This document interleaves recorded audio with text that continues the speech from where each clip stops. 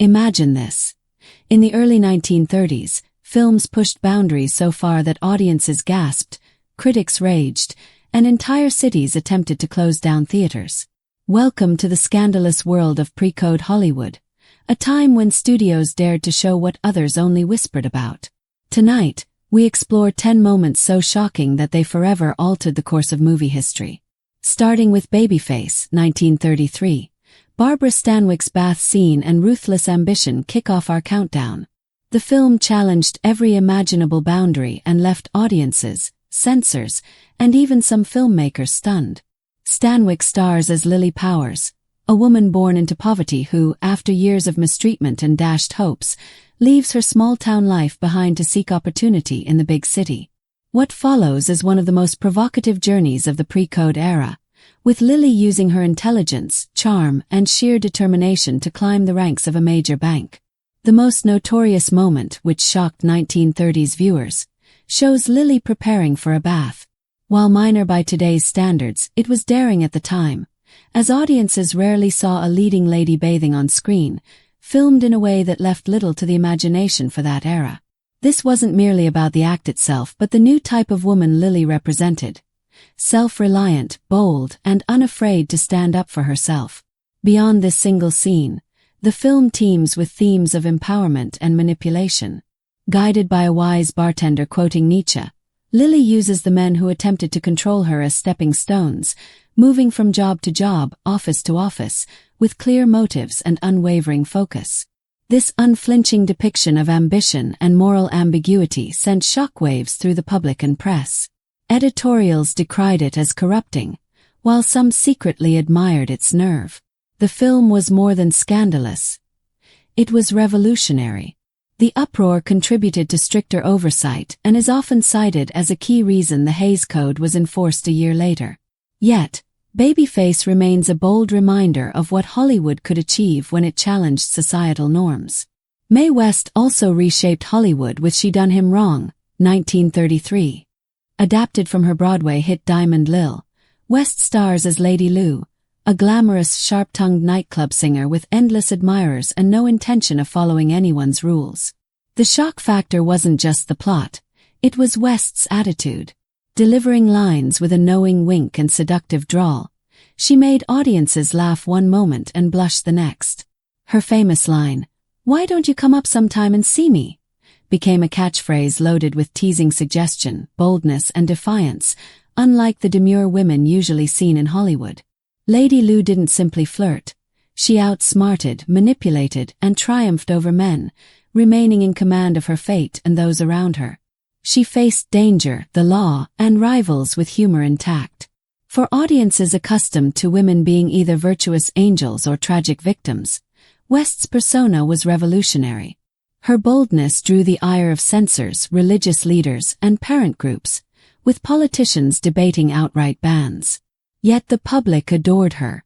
She Done Him Wrong was a hit, saving Paramount Pictures and cementing West as a controversial, celebrated star. Her work helped push for stricter Hollywood censorship, presenting a new model of female independence and challenging perceptions of what women could say and do on screen. Mae West didn't just break rules. She rewrote them, and the outrage proved her power. Night Nurse, 1931, provides another example of pre-code Hollywood confronting harsh realities. Barbara Stanwyck stars as Laura Hart, a nurse navigating a dangerous city hospital. Beyond medical emergencies, the film examines crime, addiction, and the vulnerability of the powerless. One moment shocked audiences and censors alike. Laura discovers the tragic result of a woman overwhelmed by life's hardships taking extreme measures to escape. The raw, emotional scene, paired with social critique, suggested life could be bleak and that poverty and despair might not be resolved with happy endings. The film also depicted criminal plots against children, hinted at medical corruption, and blurred moral lines. Clark Gable's villain was terrifying not for exaggeration but for plausibility. Critics claimed the film glamorized crime, while supporters argued it reflected real societal issues. Its bold realism gripped viewers and represented a step toward nuanced storytelling, influencing Hollywood's treatment of sensitive topics. Mädchen in Uniform, 1931, along with Forbidden Affection from Germany, became a flashpoint for American audiences. Set in a strict girls' boarding school, it tells the story of Manuela, a sensitive student developing feelings for her teacher, Fräulein von Bernberg. Portrayed tenderly and without ridicule, this depiction of same-sex attraction shocked viewers. Some critics praised its artistry. Others called it dangerous propaganda. Letters poured into studios, religious leaders demanded bans, and the press framed it as a societal threat. Its refusal to condemn its characters, treating Manuela's feelings seriously, was rare and revolutionary. Censors blocked or heavily edited it in several cities. Yet, its legacy persists as a landmark in queer cinema and a reminder that honestly portraying human emotions can itself be revolutionary. Scarface, 1932, introduced audiences to a new level of crime realism. Paul Muni stars as Tony Camonte, a ruthless gangster ascending Chicago's underworld. The film's violence delayed its release due to censors demanding cuts. Even edited, the shootouts, betrayals, and family tensions felt dangerously real. The implied closeness between Tony and his sister sparked debate.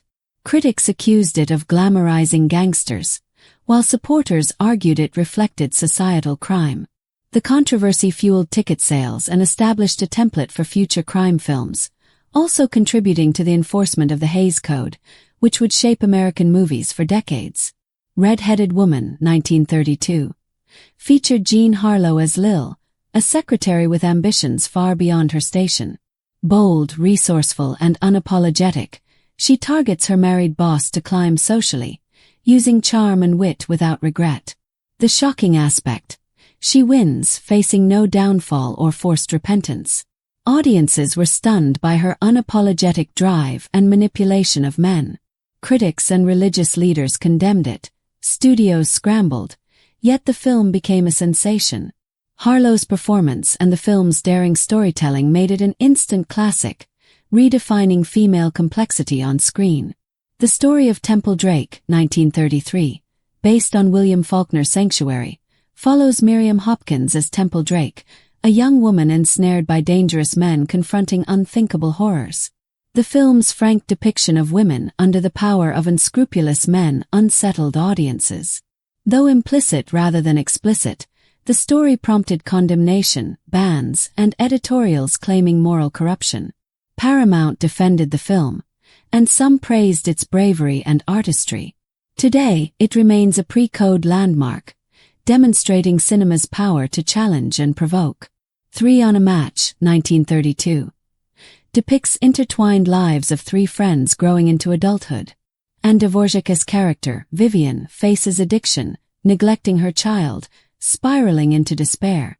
The filmmakers presented the consequences realistically, focusing on the social and personal costs of addiction. Audiences, censors, and newspapers reacted strongly. Some theaters refused screenings. Its honest depiction of hardship distinguished it as a pioneering work of social realism, showing cinema as a lens into life's darkest corners. The Bitter Tea of General Yen, 1933, dared to portray an interracial romance, taboo at the time. Barbara Stanwyck's American Missionary is drawn to a Chinese warlord amid civil war. Director Frank Capra crafted a sensitive exploration of love across boundaries, challenging prejudices. While actor Nils Asther, a Swede, portrayed Yen in makeup, the film's intentions were progressive.